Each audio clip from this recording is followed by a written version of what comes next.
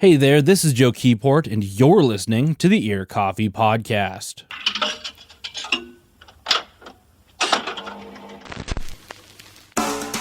On May 29th, Maggie Gently released her debut EP, The Emotionally Raw Good Cry, on Brace Cove Records.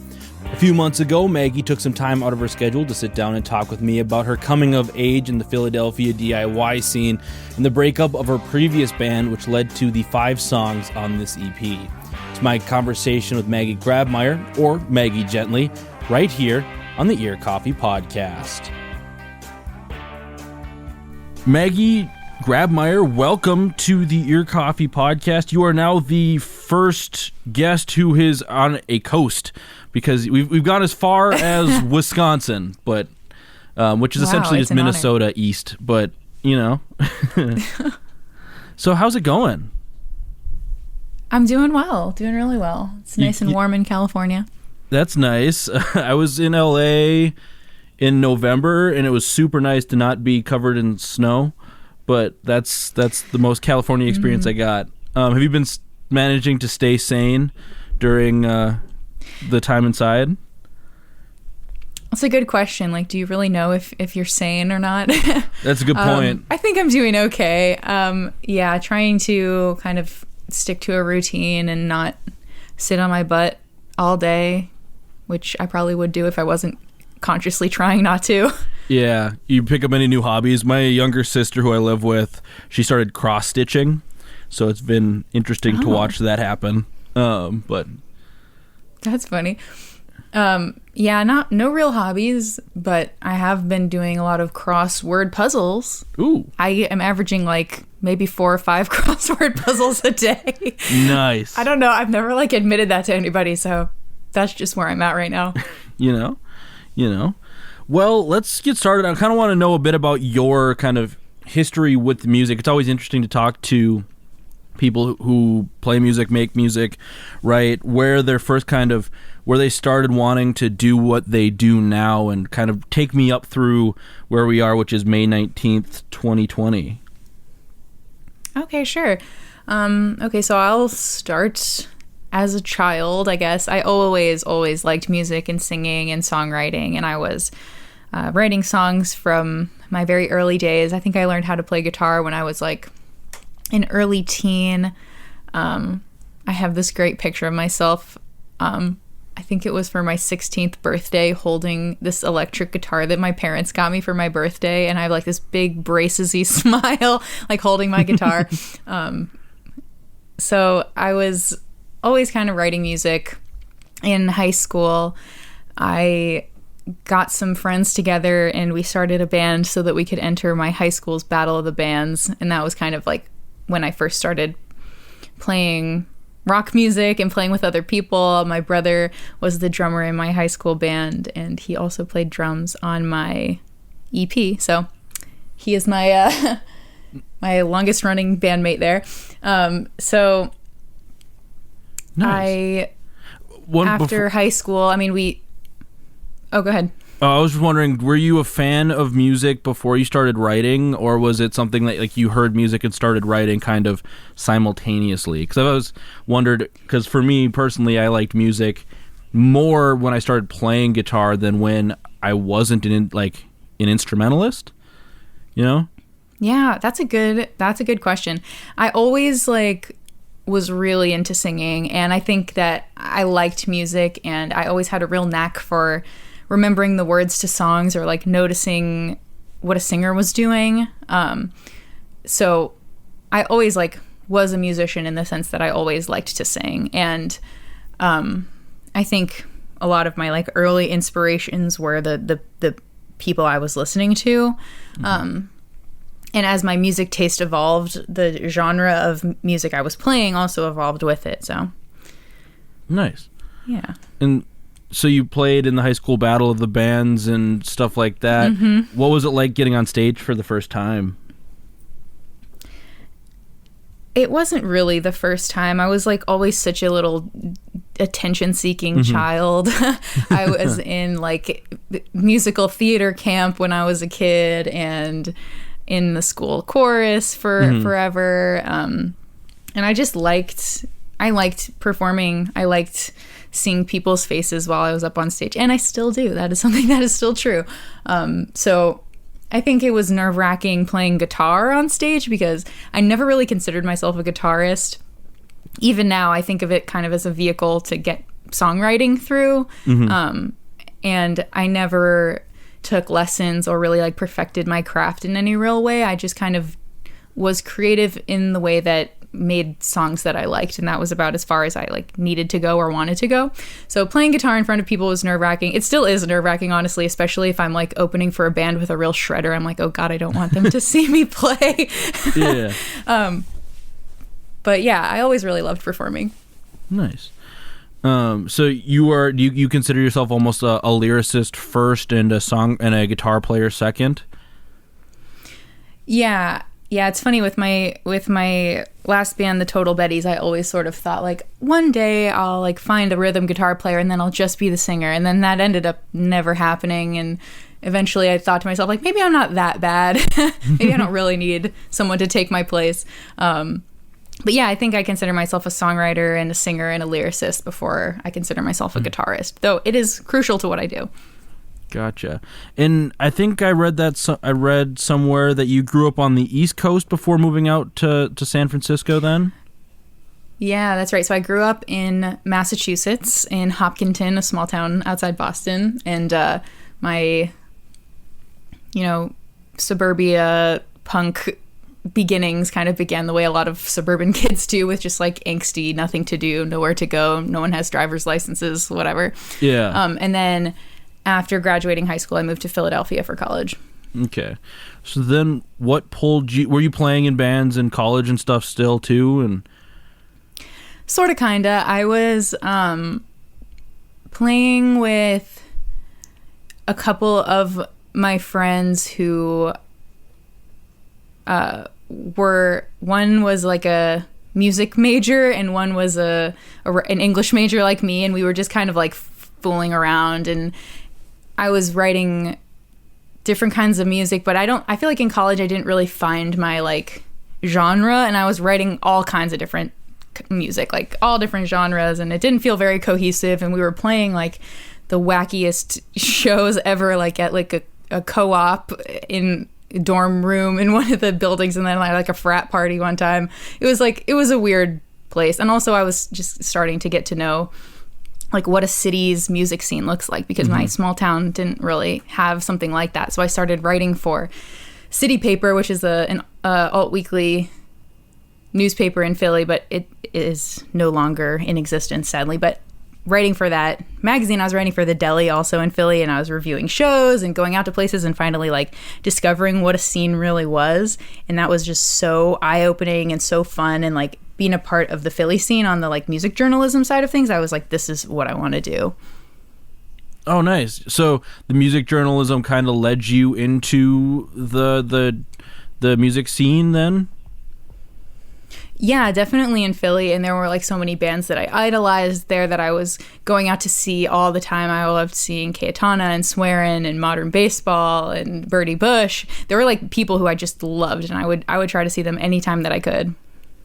That's super cool. That's definitely like a kind of a similar experience for like Ear Coffee here, and because I mean both Wes and I had no idea what was going on until we started this blog thing, and we're like, oh, there's this cool thing going on that we didn't even think about, because you usually have your regional acts and your and the big things you kind of are aware of, but it's not until you really dig in that it almost sparks something different. For you, it was obviously wanting to really invest and start doing music for the Philly scene. Yeah, definitely. I totally feel you. Mm-hmm. So then what brought you out to San Francisco and the West Coast? So my girlfriend in college had a job offer in San Francisco, and I just followed her out here. We're still together. It's almost 10 years now. So we just moved out here. I didn't know what was what. I didn't have a job. I didn't know. I mean, I knew it was expensive, but I was like, how hard could it be, right? So yeah. I just moved here with like no idea of anything, and I like got so deep into the Philly music scene so quickly, in college, and I was like, I'll just do that again in San Francisco. And it's hard to start over, but I eventually did find what I was looking for.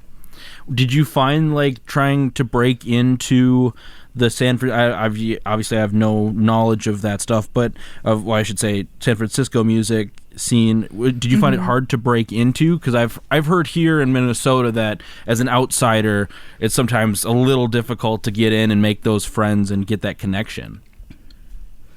Yeah, I mean, I think it totally depends on the city. In Philly, there were just so many awesome music venues, and there was like the NPR affiliate in Philly was huge, and there was just like music journalism, and I don't know, it felt very like you knew where to go. And in San Francisco, I feel like if you want to find a smaller capacity venue or an all ages venue, like real estate's really tough here, and so there's just not a lot of places. I think it's a little bit harder to find music venues, honestly. But then, of course, like once you do a little digging, it all kind of comes together. There are a few like sub scenes, I'm sure, but for me, the things that really like made this place feel like a home, there are a handful of music venues that I really, really love, that I will go to all the time. There's a local community radio station called BFF.FM, which is like one of the backbones of the scene here. And then there's music journalism, like the Bay Bridged is our like local music blog that I love so much, and the alt weeklies too. So I think with every city, you just kind of have to find like your little niche, and then from there your eyes can be opened to everything else the city has to offer. Gotcha. So then how quickly after getting to San Francisco did the Total Bettys kind of come together?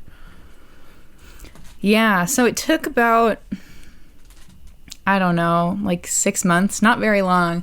After I moved here, I was like, I just wanted to like set down roots and immediately like become a part of the culture here. So we played our first show. We started playing like open mic nights to meet musicians, and we played our first show kind of unprepared. I always liked doing this. I'm like, well, just schedule a show and then we'll have something to get ready for. And, yeah, that worked okay. Yeah. But yeah, it was pretty much a whirlwind, and that was like always what I wanted to do, and I felt very driven. So that's what we did. So the Total Bettys broke up just over a year ago, and I don't really want to get into like the details of what that entailed, but Maggie Gently, the solo project you're about to release an EP under, and a bunch of other, and you're hopefully going to be doing stuff in the future with, that kind of was born out of that project or that former band. So talk to me a little bit about that transition and stuff like that, because were you working as a solo artist before that, especially in Philly, or when you were in college or stuff like that, or were you always in bands? I was writing my own music before, but I never really had like a home for it. I didn't like I was saying that my genres were all over the place. I didn't really feel like I had an identity. And then in the last, little bit of the Total Bettys, I was writing this new music, and I was writing music for the Total Bettys too.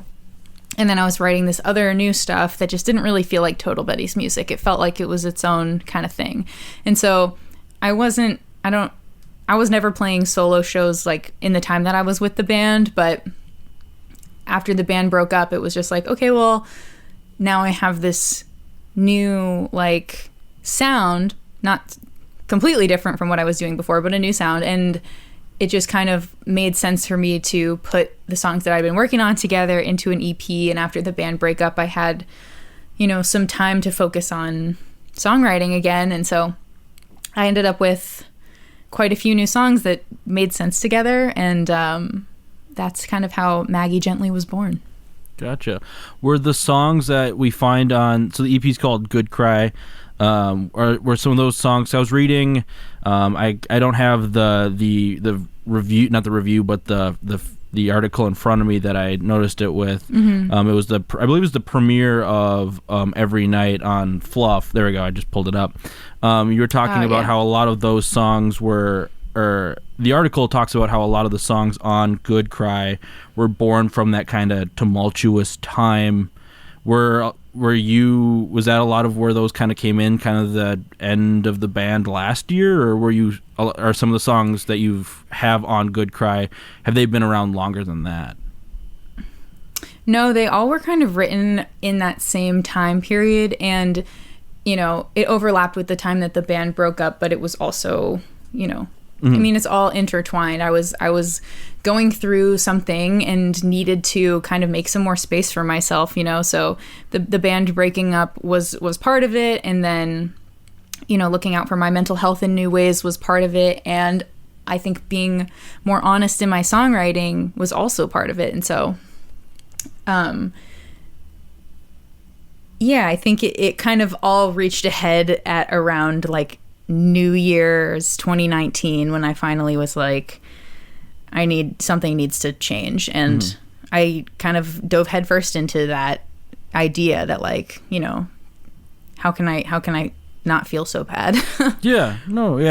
It's, you want to find that switch to try, the magic button to try and play away, which, listening to Good Cry the last few days, it's very interesting. It's almost, a lot of the songs play almost not like the 7 stages of grief, because there's not 7 songs, there's only 5, but it definitely feels like each song is like a next step of processing from Every Night, which is like the want and the drive and kind of the wishing, all the way down to Tranquility, which feels like it's the acceptance of sorts. Wow, thank you so much. That means a lot to hear that. It feels really good to just be like understood like that, because I do feel like that those songs, it's like not put on at all. It's exactly how it kind of went in the process. I was like, I want to feel better. How can I feel better? Okay, I'm taking a step, but it might kill me, to like, okay, now things are going to feel normal again. Gotcha. Yeah. What was it like stepping out? Because were you able to play a number of shows as Maggie Gently before, obviously, everything just kind of decided to shut down for the time being? Yeah. So around, like, I want to say April last year, about a year ago, I started playing my first Maggie Gently shows solo, and I had not played solo in a really long time, so I was really trying to figure out like what my live performance setup was going to be like. And then a few months after that, I started playing with 2 really awesome musicians, Laura Labasco on drums and Sinclair Riley on bass, who also played on the EP, and they kind of stepped in to be my live band. And playing as a live band again was just really fun to hear these songs after I'd recorded them, and I knew how cool they sounded with the other instruments. I was like, oh, I really want that all the time now. So we were able to play a handful of shows together too before everything stopped.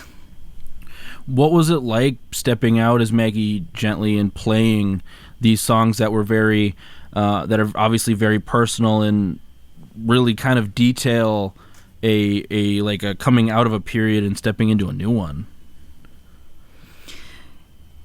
That's a good question. I mean, it was very vulnerable. I had to just come to terms with like some boundaries of like, here's what I'm going to reveal about myself. Here's what I can keep in. And I mean, the details obviously aren't all out there, and that feels right to me, but the emotion, I think, is all there, and it's scary to put all that out into the world, but at the same time it feels refreshing, and it feels like, this is my project, it's my name, and I don't have to like feel like I'm representing anybody else when I say this is what the song is about, this is what it means to me, Yeah, no, of course.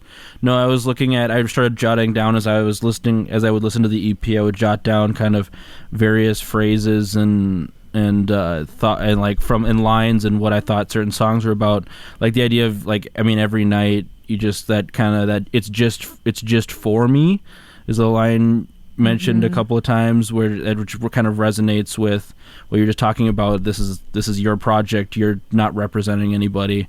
I also just love the line in Tranquility, which is I have to burn this motherfucker down, which makes me laugh. My mom doesn't like that one. Because I always respect a good being able to step away from something, or sometimes you just got to torch it to move on. Yeah. And that was like it's a hard thing to do and to like, decide to do. There's me and my girlfriend have a couple of like little mantras that we'll repeat to each other whenever we are like feeling stuck and unable to make a decision like that. And it's risk everything for joy. And I think about that all the time. It's like, if you're not feeling the joy or if you're not getting what you need, then you need to risk something. What? Yeah, no, totally. Sorry, I was writing that down because it sounds like a conversation my friends and I have been having as we're all like a couple years out of college trying to figure out what we want to do with our lives. And we're like, this isn't what we want, but that's funny. It's easy to settle into something and not realize the ways in which it isn't working or the ways in which it wasn't what you dreamed it would be, Mm-hmm. No, most definitely. So one of the things I had written down about Good Cry, which I love that title because it feels like a breakup record with a twist. So would it be safe to say that this is definitely, because obviously we talked about it being written coming out of the total, like your period with the Total Bettys. Is it kind of detailing that, or is there more to it that I'm missing? It's not about the breakup of the band, but it is definitely a breakup album. It's about how, a friendship, ended, and it felt like a breakup. It felt just as painful and just as like heart-wrenching and confusing as a romantic breakup. And I think in the songs, if someone hears it and it reminds them of a romantic breakup, I think that's totally valid because, friendship is crucial. It's a super important part of my life and probably everyone's life. And I think, when a friendship ends, it's hard to talk about it, or like there's no framework for talking about it. Whereas when a romantic relationship ends, there's like a million songs about that. So it's easy to kind of find an outlet and feel seen and feel understood. Whereas like when my friendship ended, I was like, am I like so incompetent at being a friend that I couldn't make this work? Like who ends a friendship, right? But then the more I started playing these songs and hearing people out, I was like, okay, this is maybe a little bit refreshing to hear about something like this. Most definitely. No, that idea of you don't really talk about the way friendships ends, it kind of reminds me, it was like an old John Prine interview talking about he had one of his more popular songs. I can't bring that song doesn't come to mind, but it was the end of a friendship that he turned into a divorce story because it was an easier vehicle to attach it to than just trying to talk about the dissolve of something that since we were like kindergartners we're kind of taught how to do and maintain, Yeah, exactly. And like, I rely on my friends a lot and I need my friends and I learn a lot about how to like give love to my friends and be a good friend. And so, it's weird to have to think about it, because as a kid, you don't really think about it. You're just like, I like spending time with you and, so we spend time together. But in therapy, that's something that I talked about a lot or like worked on a lot was like, okay, well, a friendship is just as significant as any other relationship. So like it needs to be cared for in the same ways or similar ways. Yeah. So Good Cry is coming out on Brace Cove, which kind of, we were all surprised when we saw a San Francisco artist, and by we, I mean just Wes and I don't, there's not too many people I can always talk about, Brace Cove releases with, that aren't attached to Brace Cove, so tell me how you got connected with those people, because obviously Minnesota and San Francisco are not nearby in the slightest, so how was that connection formed, and what was the conversation like to put this EP out via the label? Yeah, so I was already a fan of Brace Cove. I really like the bands obviously signed to the label, and I had been kind of following what they were up to, stalking them on Twitter, and I was also looking for the right home for my songs. I really, there's a lot of great local labels in San Francisco and all over the country, but I do think that Brace Cove is doing something different. They're really focused on equity and diversity and telling diverse stories and doing the work together and sharing everything. And it's just like such a refreshing way to look at the music industry. And I always just like loved that. And it was a priority for me to work with a label that really cared about like what women have to say and what queer people have to say. So I played a show in San Francisco. I don't even know how long ago, a few months ago, with Double Grave and Termination Dust. They were on their tour together. Gotcha, and I got hooked up with them on this show, and I just, it was a really fun show. I loved playing with them. They are connected to Brace Cove, and it was just like, okay, this is definitely like the crowd I want to be a part of. So I think I'm gonna stay here for now and not move over. But besides that, I love being a part of what Brace Cove is doing. Nice. Yeah. I wasn't able to catch the Termination Dust Double Grave, but I love Jeremy and those people, plus Matt Harris, who was in Termination Dust and stuff like that.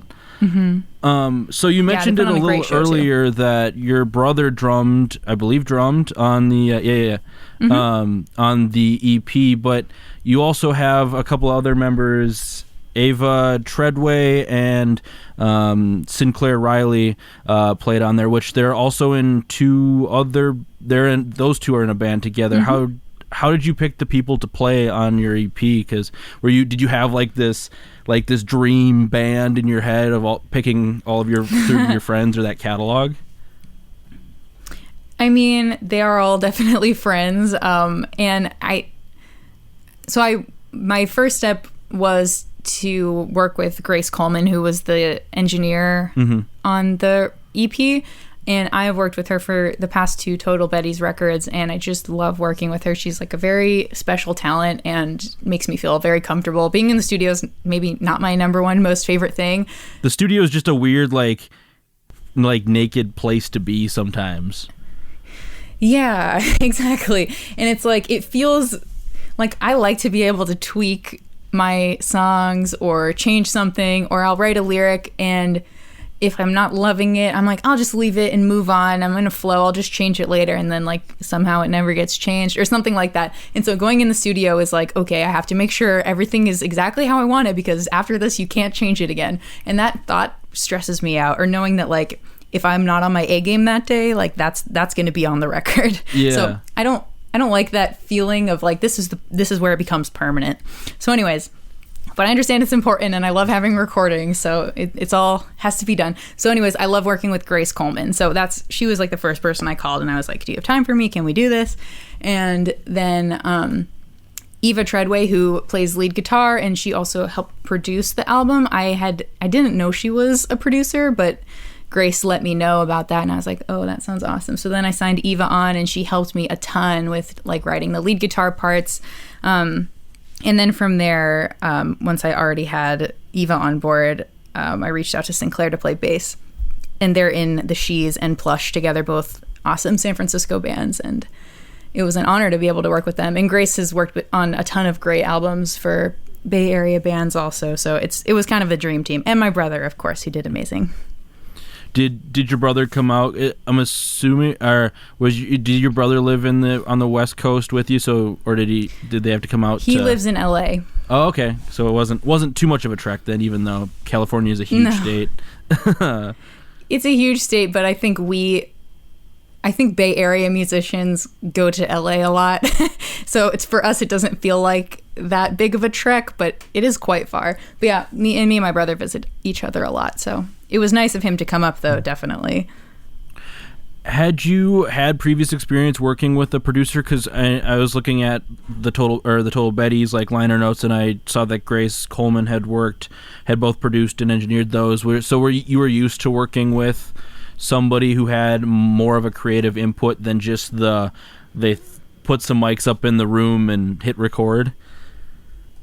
Yeah, and it's like Grace is pretty hands-off, and she'll give advice or feedback when she hears something, which I think is so useful, because I just, when you get so used to hearing something a certain way, it's really nice to have another set of ears on it, especially who's not quite as familiar with the songs.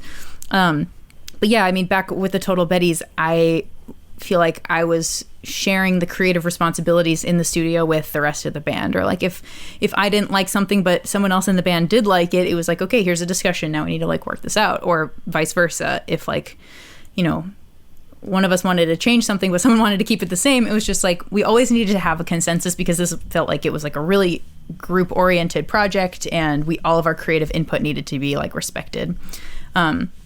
But for this album, it was totally the opposite, and everyone was like, Maggie, what do you think about this? Maggie, what do you think about that? And I was like, oh my God, it's almost too much. Like, on one hand, I do kind of have an opinion on everything, but on the other hand, it's so nice to have someone to like check me, you know, when I'm making all the decisions. It was just like a stressful thought to be like, you know, no one is gonna tell me if they think it sounds bad or something. So having Eva there to steer the whole process was huge. And also, she's like the queen of guitar tones. I don't know, I don't consider that my strong suit at all, and having her just like be able to troubleshoot tones and help me find some really cool sounds, it was so nice. No, yeah. Being like, I always wonder with a lot, especially songs that are very personal to the songwriter, in that creative process. Obviously you were driving the ship in this situation. This wasn't as much of a like group project, which a full band, but still you had like you had a producer to help pick at and try and change things and push things a little bit. I wonder how you felt getting input on songs that were so close to you. I think I get what you're saying. Yeah, I mean, how did it feel to have someone, not me, kind of like being critical or like looking really closely at the stuff that had been all just like personal in my heart for so long and not really shared with anybody. But yeah, so I think the most of the songwriting editing that we did together was like not lyrical. There was a few things, like a few little word changes and stuff that I'm happy to get that kind of feedback. On one track, Runaway, which is not out yet, but it is on the EP, we ended up cutting, it was super long, and so we ended up cutting a big part of it, and I had to kind of like reconcile with like, okay, what's the song gonna miss if it doesn't have that? I think we cut a whole verse. I was like, what's going to happen if it doesn't have that verse? Like, is the point still going to get across? And I ended up just like switching a few things around to make it feel whole again. But, you know, maybe it's like the egotistical artist in me that's like too long, but it's really nice to hear like, okay, actually, maybe that is a little bit too long, and you need to think about the listener who like doesn't want to sit here for 5 minutes, or however long it was. So that stuff was all really helpful, and it was mostly structural edits too, like, okay, I noticed that you never write a bridge, or like most of your songs don't have intros, like maybe you should consider doing those things. And I was like, okay, because I do kind of have a structure when I'm writing, and making sure that the songs all have their own unique like impact, especially all jammed up next to each other on an EP. Like you want to make sure they have their own special something, right? So having Eva there was super helpful for just giving all the songs that little extra like thing that made them stand out from each other, and also feel a little bit more full and a little more whole. Gotcha. Well, we're coming kind of to the end of all the questions I have and kind of our time together. So this is a bigger question, not because it's a tough one, but more we don't know what the world's going to look like in a week or a month. So what does the rest of 2020 look like for you as an artist, for Maggie Gently, excuse me? Good question. Yeah, I was planning on going on tour. I don't know if that's gonna, the tour I was planning to go on is definitely not happening, but I don't know if touring in general is gonna happen. I don't know when that's gonna feel normal and safe again. So in the meantime, I've been really liking playing virtual shows, which is really nice and cool. And also I've been writing a lot, so I'm hoping to record again this year, and see kind of how my sound is gonna change and shift. It's exciting being on like the beginning of this new thing, because I'm like, there's so many directions I can take this. It's kind of like reinventing myself, you know? So there's some decisions that I can make about, what my next album is going to sound like, and that all feels kind of exciting. Yeah, of course. It's kind of it's almost a nice time. It almost, the idea of not being able to not the idea, but the fact that you can't do something allows you to almost look in and try and play with things more than maybe you would when you have to, when you're doing the full thing as the touring artist and having to have a life outside of that. Yeah, definitely. This is a time for looking inward for me, definitely, but maybe for a lot of people. And finally, where can people find you? Pretty much everywhere. You can follow me on Spotify, on Twitter, Instagram, at Maggie Gently, Facebook, Bandcamp, Gotcha. Call me. No. Yeah. Well, Maggie, thank you so much for taking some time on this Tuesday to sit down and talk with me over the phone. Thank you so much. It was great chatting with you. The Ear Coffee Podcast is a companion to the blog of the same name. If you like this episode, please leave us a rate and review so we can stand out among the other music podcasts. You can follow us at Twitter, Facebook, and Instagram at Ear Coffee. Thank you for listening, and we'll see you next time.